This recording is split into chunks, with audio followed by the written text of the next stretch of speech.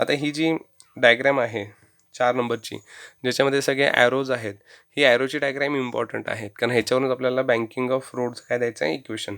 Banking of रोडचं equation द्यायचं आहे म्हणजे आपल्याला त्याच्यामध्ये वेलॉसिटी तयार करायची आहे. ओके, कशी ती बघूया.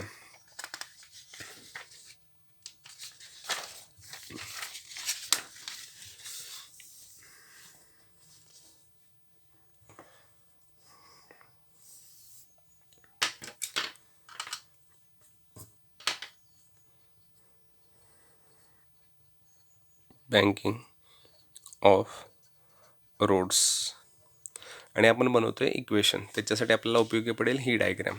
ठीक आहे. ओके, बघा इक्वेशनची सुरुवात कशी करताय.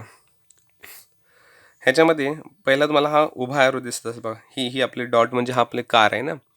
वरती आहे एन कॉस थिटा, खालती आहे एफ साइन थिटा आणखी एम जी, म्हणजे दोघं खालती आहेत, एकट्या वरती आहे. सो हा जो उभा ॲरो आहे एन कॉस थिटा आणि खालती आहे एफ साइन थिटा आणि एम जी. ठीक आहे. सो ही कार आणि ह्या वरती एक फोर्स म्हणजे हे ना एक प्रकारे हे असं रस्सी खेच सारखं सुरू आहे. ठीक आहे, ही आपली रस्सी अशी रस्सी खेच सारखं सुरू आहे, टग ऑफ वॉर चालू आहे. सो इकडे एक बाजूला एक पैलवान आहे आणि इकडे 2 पैलवान आहेत, पण दोन्ही फोर्सेस काय आहेत, समान झालेले आहेत. वरचे फोर्सेस, खालचे forces, upward forces, downward forces एकमेकांना काय केलेले आहेत, बॅलन्स केलेले आहेत. म्हणजे इकडे समान फोर्स आहे, खालती समान फोर्स आहे. सो समसमान जर फोर्स असेल तर आपण हा वर्टिकल ॲरो, उभा ॲरो आपण असं लिहू शकतो का बघा, N cos theta is equal to F sine theta plus M G. मला एम जीसाठी इक्वेशन तयार करायचं आहे. एफ साइन थिटा इकडे प्लस आहे, इकडे पलीकडल्यानंतर काय होईल, मायनस होईल. एका साईडला कोण शिल्लक राहील, एम जी शिल्लक राहील.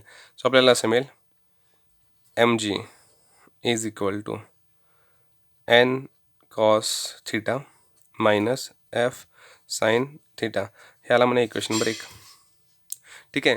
पहिलं जे इक्वेशन बनवलं ते बनवलं वर्टिकल ॲरोवरून. ओके, जरासं आता हॉरिझॉन्टल ॲरो चेक करा. हॉरिझॉन्टल ॲरोमध्ये दोघं जण आहेत, F cos theta N sine theta, F cos theta आणि एन साइन थिटा. जर आपण पहिली डायग्रॅम जराशी कंपेअर केली, पहिली डायग्रॅम, तर पहिल्या डायग्रॅममध्ये बघा आपल्याला दिसतेच की ही कार म्हणजे आपला हा डॉट म्हणजे आपली कार आहे ना, ही कार म्हणजे आपला डॉट. इनवर्ट डायरेक्शनमध्ये कोणता फोर्स आहे, सेंट्रिपिटल फोर्स. सो इकडे इनवर्ट डायरेक्शनमध्ये कोण असतो आहे, सेंट्रिपिटल फोर्स.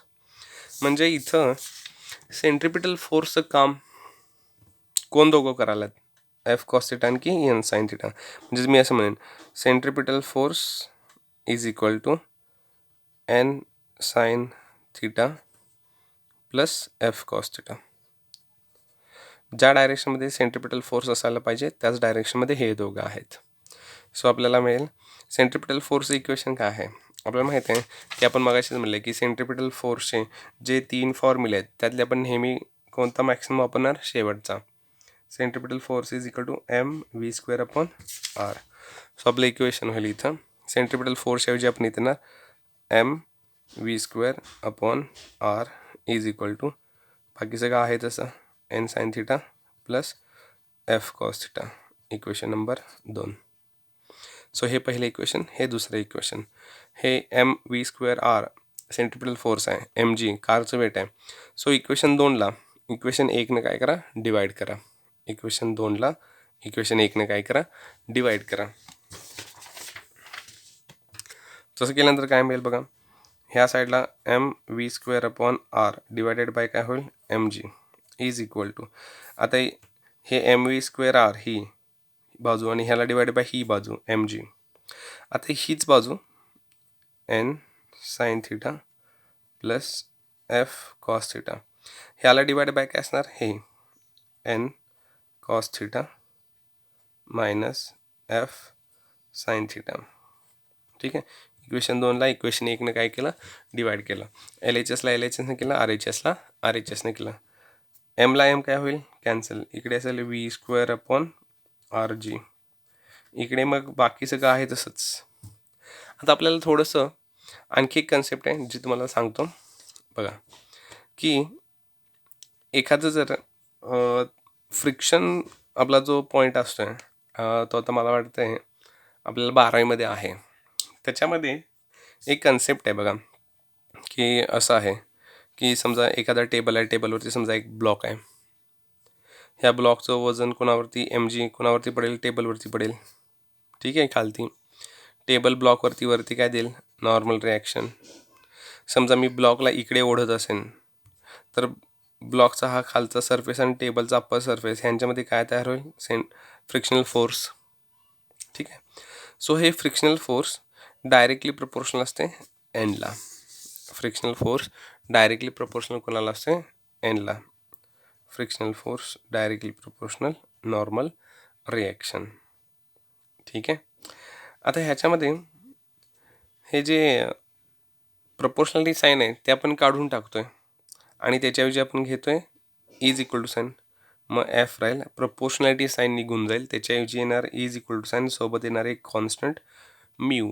इथे कॉन्स्टंट कोण आहे, म्यू, आणि शिल्लक कोण राहणार, एन. सो हा एक फॉर्म्युला आपल्याकडे आहे, frictional force is equal to mu N.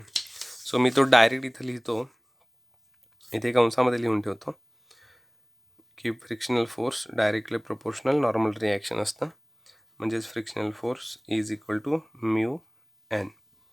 F कोण आहे, फ्रिक्शनल फोर्स. एन कोण आहे, नॉर्मल रिॲक्शन. आणि म्यूचं नाव लक्षात ठेवा, coefficient of friction. Coefficient of friction. ठीक आहे. So F is equal to mu N. F is equal to mu N. जिथं जिथं एफ आहे तिथं तिथं काय करा, ते पुट करा. सो आपल्याला हे पहिलं आहे तसं मिळेल एन साइन थिटा हे प्लस इथं एफ आहे ना, सो एफच्या इथं जागी काय लिहिणार, म्यू एन, आणि काय येणार सोबत कॉस थिटा. इथं पण बघा एन कॉस थिटा आहे तसंच, मायनस इथं एफ आहे ना, सो तिथं काय येणार म्यू एन साइन थिटा. ठीक आहे. सो हे लक्षात आले का बघा, इथंपर्यंतचा पार्ट लक्षात येतोय का बघा.